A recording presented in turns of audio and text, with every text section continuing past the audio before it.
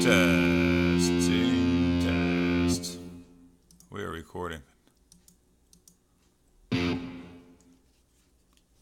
Welcome, Wirecat. Hello.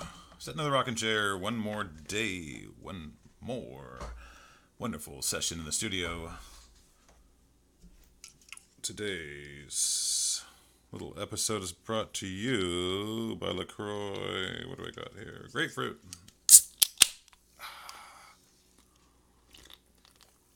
Let's get started, guys. Little project's coming along here. Got some cool stuff here. I'm gonna turn up my gain. Bear with me. A little vape here. Alrighty.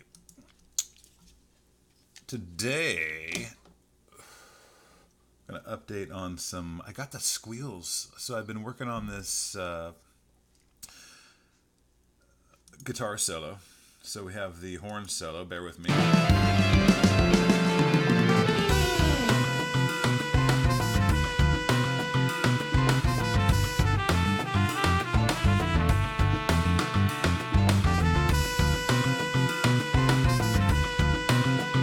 So I decided to start low.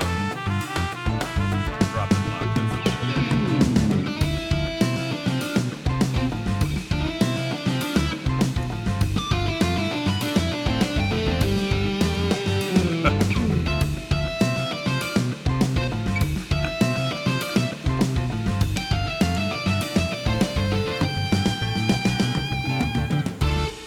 How you like them big squeals? That sounds so sick. Check it out.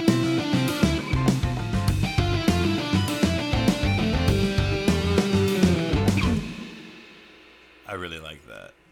I really like that. So let's see what we got going on here. We can see our key switches sitting down here. Right there. Squeals on E flat or D flat there. And they just squeal da da da da, squeal da da da da da da da, squeal da da. So you got three squeals evenly apart. You kind of got to think like a guitar. So imagine you're playing the guitar. Where would you squeal? Like a pig. Squeal for me.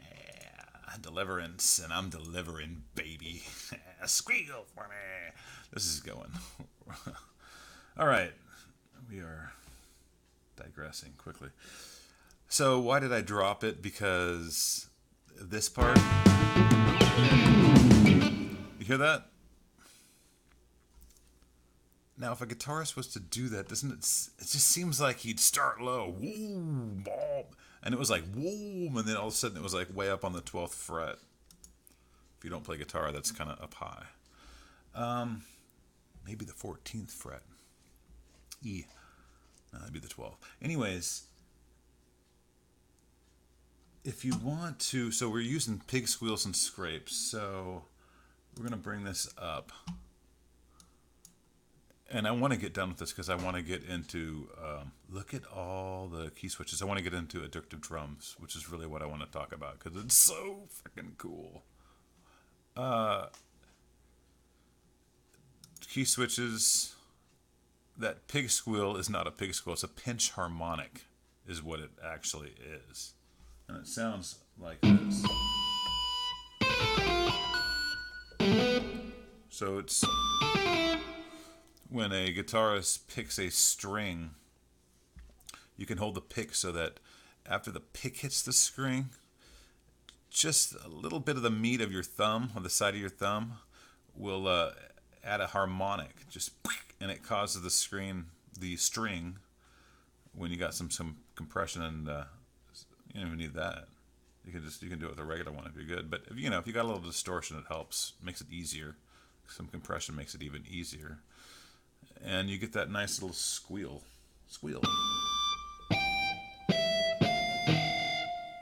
And that is not a harmonic, where a harmonic, you would just It's a different action because it's part of a picking technique. Anyways, moving on.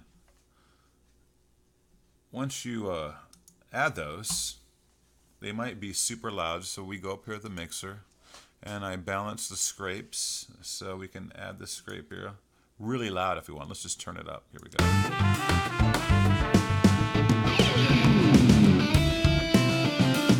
Which sounds not too bad, so I'm going to turn it down about right there.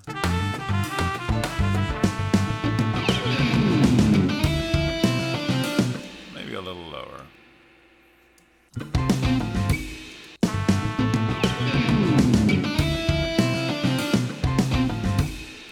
That boom. Now that's a mute. Added a mute right there.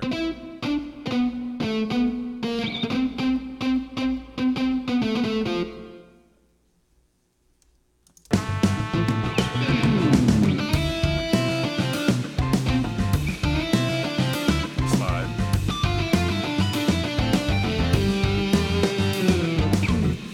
So you got your pinch harmonics, slide down.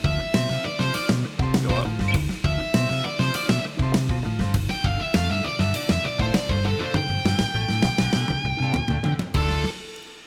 Beautiful. Beautiful. Beautiful. I like it. So, once again, there's some key switches being used in there. And I really like the way, the more I spruce these two phrases up. I really like, last night I was like, man, tomorrow I'm going to lower that fucking beginning of that solo 1 octave. And add those little pig squeals in there.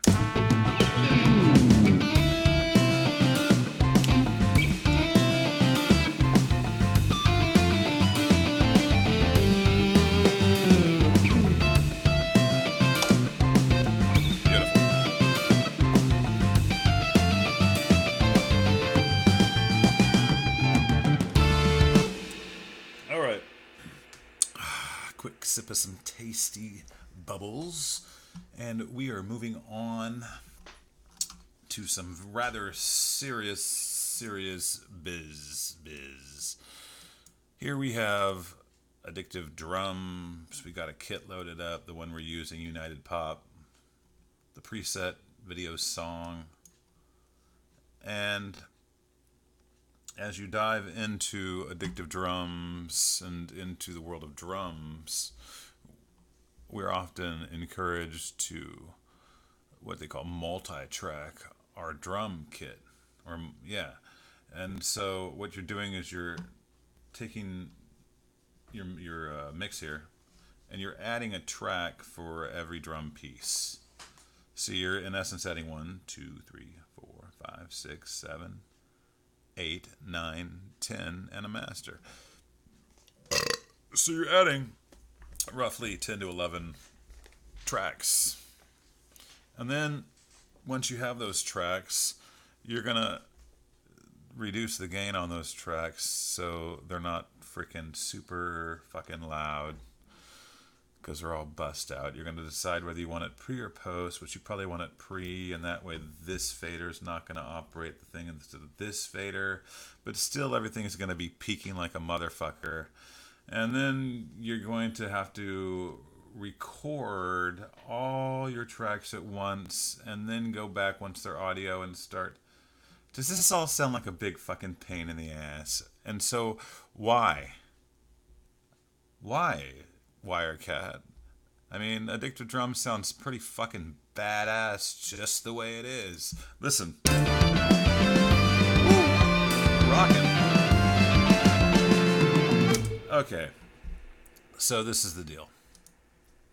Some people, a lot of people, who really give a shit about the sound of their finished product have quite a bit of experience in processing also. And they have a slew, a whole recipe box of ingredients and processors that they prefer to add to their drum tracks. So let's move back. I don't know why I closed that out. And what they're going to do is when they record, they're going to turn this off and this off and this off. Turn all these modules off. And they're going to just record a flat, awesome drum kit, professionally recorded in an amazing room. And that's all they really want. That's what they're looking for, is to be able to design the drum, the actual sound, physical sound of the drum, and then get those clean, just get the clean recording onto track, so then they can add their own Steve Slate, everything, and put their, because they're way into drums, man. And if you're doing everything yourself, maybe you want nice drums, but you're just not like way into drums, right? So that's like 11 more tracks, you know? And you're just, I don't know. It never really excited me, the whole prospect. But damn it, I need some freaking reverb on my snare. Now, if I just slap a reverb in here, it's going to affect my whole, it's going to affect the master out. My whole fucking drum kit's going to be just booming with reverb. You don't want that. You just want some reverb on the snare. So, what I've learned, and the easiest way to do it, is to just let Addictive Drums take care of it. So,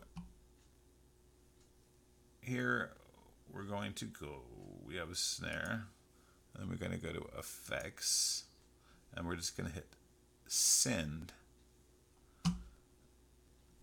And you have actually two effects. This one's off, this one's on. And so once you hit Send, now this is a separate component. This is a delay.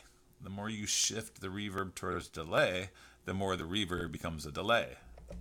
So let's just fuck with that really quick.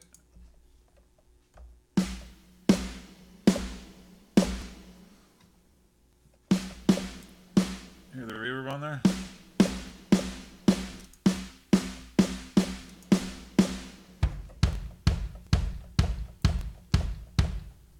That's the reverb. And now we can turn the reverb into a delay.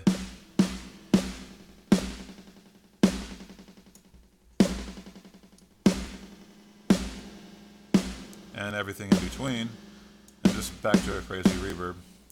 Here's your reverb adjustment. So if you were to go to delay, then you would be using these. And you're going to be working with delay. If you're going to be working with reverb, you're going to be working with this. They offer you an ambient, a hall, a room, and a plate. And here are your reverb controls. Pre-delay, which is kind of a slapback type thing. Your decay, which is how long that tail is going to last, and the rest. So once you have that, here's your master out. I got to keep it on post. So you want it on post so you can hear it right away there.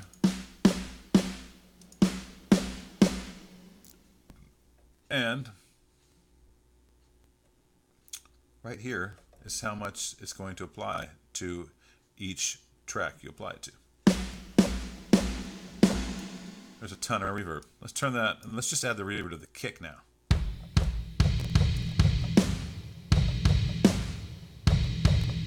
Let's add it to both. Let's bring the decay down. Let's take it off the kick, bring it down on the snare, bring up the decay.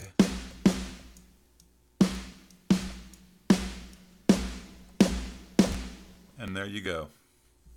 You got a nice little bit of reverb on your snare. Now, we can also take the reverb and add it to the room and the overheads. The room or the overheads are recording your cymbals. So that would add some reverb basically to your cymbals, crashes and things like that. So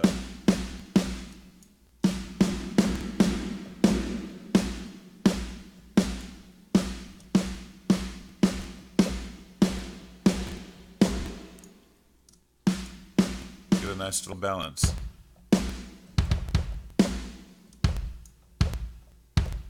Getting some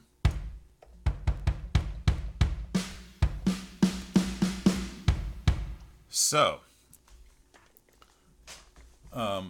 most of you should be, as I would be, running around the room right now, screaming for joy, going, fuck yes.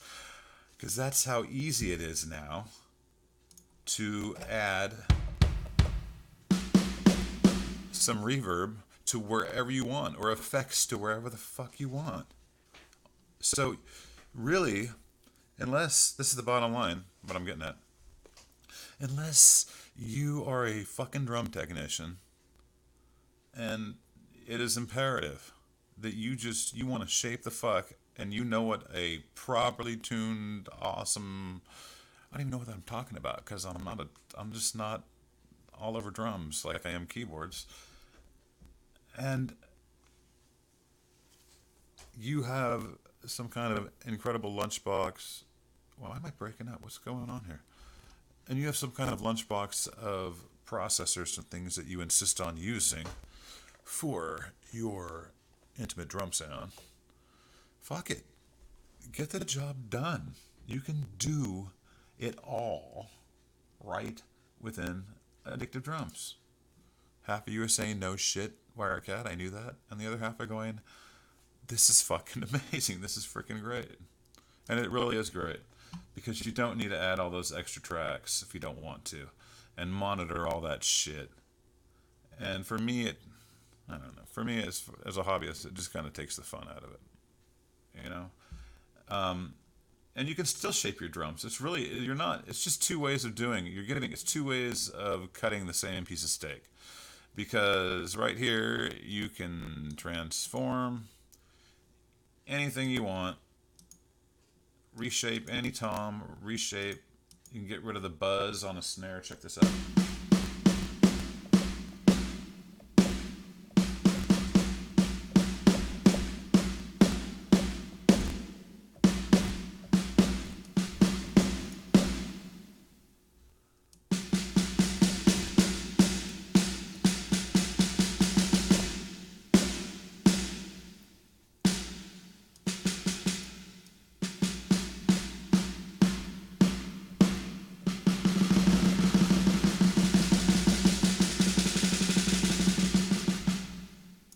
Ooh, I wonder if you can, wouldn't that be cool? If you could, I'm going to attach that to a controller so that while you're doing a drum roll,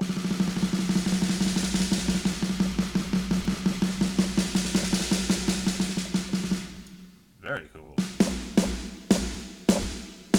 More of an open drum sound. Beautiful. See how that sounds.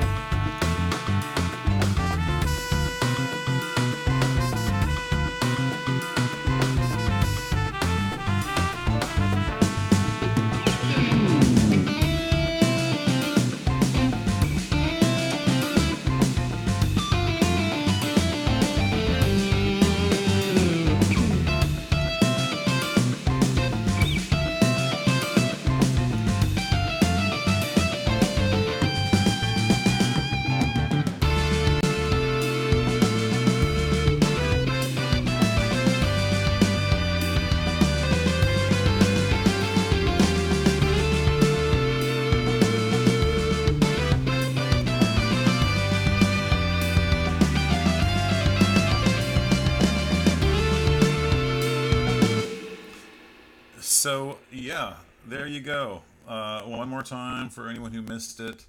There's nothing special about it. You have your drum kit. You open up Addictive Drums. You got your snare right there. Big fucking deal. Just go to effects, and the effects are global, and it adds it to whatever you have clicked on here. So these synths are activated. The snare is activated. After that, you just turn on the effect and turn it up. I am assuming, maybe you're assuming that I'm a master of this shit, but I'm just learning, so I don't know. So I'm assuming this is for effect 1, and then this would be for effect 2, turning up. and 2 is off, and we're dealing with 1. So say you wanted to add some other effect. I don't know why you would. Oh, say you want to EQ the... I want to make sure I'm not fucking up here. Yeah, we're going. Say you want to EQ the kick drum, which should be very common. Get more of a chesty, you know, thud kick drum. So you could click on, and yeah, and then just use this to EQ the kick drum.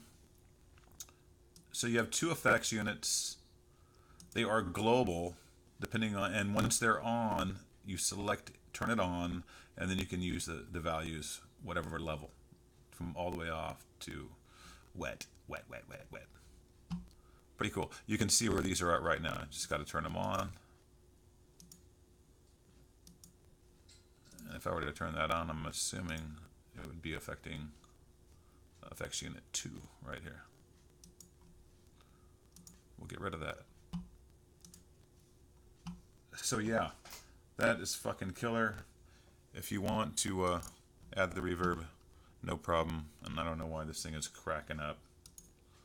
Everything's cracking up. Hey, Wirecat, sit in the rocking chair on a hump day. You guys take care.